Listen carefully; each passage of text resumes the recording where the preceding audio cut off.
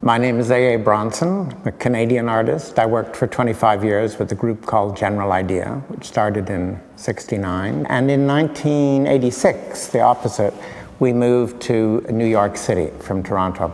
And 1986 was just around the time that the AIDS epidemic hit. And the American Foundation for AIDS Research had their first fundraiser, which involved, I think, 25 galleries across the city of New York. And they all invited their artists to make a work, especially on the subject of AIDS, if they wanted, or just to donate a work.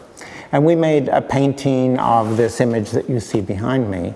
This is the first time we used the AIDS logo. And from there, it kind of took over our lives. It was 7 years where we seemed to just do countless projects, from paintings to poster projects to the spectacular board in Times Square, on trams in Amsterdam, on a train platform in Berlin, and so on and so forth. We did, I think, altogether about 75 public art projects using this logo.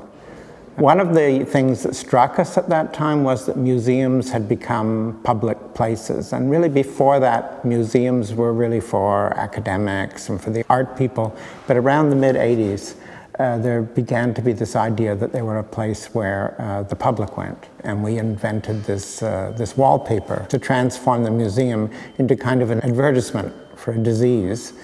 Because it was at a time, especially in the US, where nobody was talking about it. You know, the president of the US hadn't used the word AIDS publicly. Nothing was being done.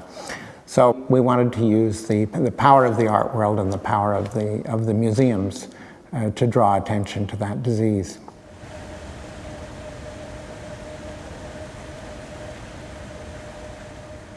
The wallpaper is designed not to go in the gallery, although MoMA put it in the gallery. We prefer always that it's in the circulation part of the museum. This is the ideal place for this piece. You know, there couldn't be a better location. The AIDS logo is based on the Robert Indiana love image. It's a painting that was very interesting to us because it had escaped copyright. So it was stolen, it was put on cocktail napkins and made into keychains. This was a work of enormous power in a way. It had escaped copyright, escaped the artist, and gone out into the world in a way a little bit like the HIV virus. You know, it had just traveled through the bloodstream of the communications industries and was completely covering the globe. And that's what we wanted our work to do. We wanted it in a way to escape from the art world and be visible in the world at large. And I think that's what we did.